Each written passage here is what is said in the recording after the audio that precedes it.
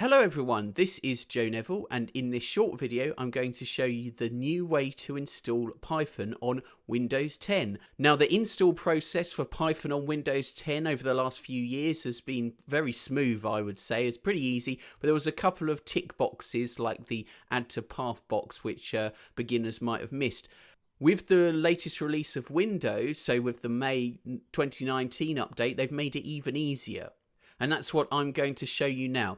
So this is a Windows 10 VM that I'm on. I've just installed it, enabled remote desktop, and run an update. Show you the settings so you can see Windows 10 Pro 1903. How do we do the install then? Well, we'd open up the old command line.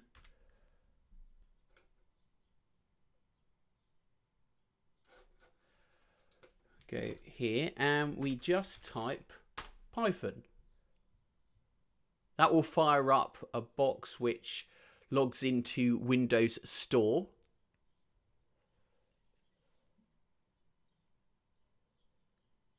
And then we can see it. It's not just Python, it's Python 3.7, so latest version. Excellent stuff. And we hit the install button here. You do get this prompt to log in, sign in. You don't have to. So if you don't want to, you don't have to. You can just kill that off. And the download starts.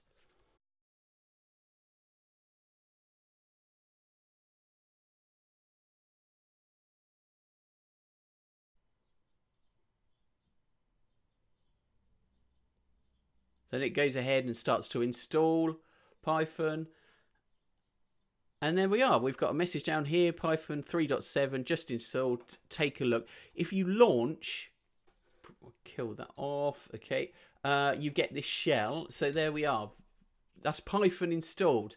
Now that's not the prettiest of windows, admittedly. If you go back here and type Python again, you jump straight into the shell.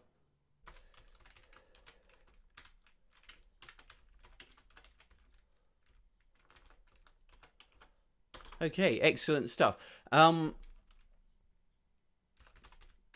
exit out of there. Now, it's not just the Python that's installed though.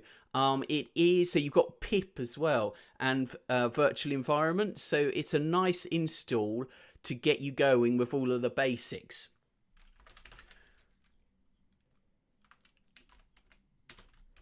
So if we create a virtual environment,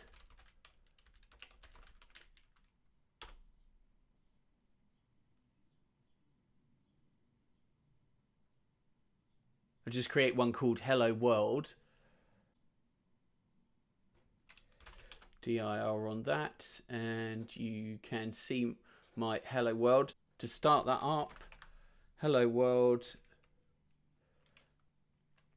and it scripts activate. Now that's activated, we can do a pip install, say, of netmiko.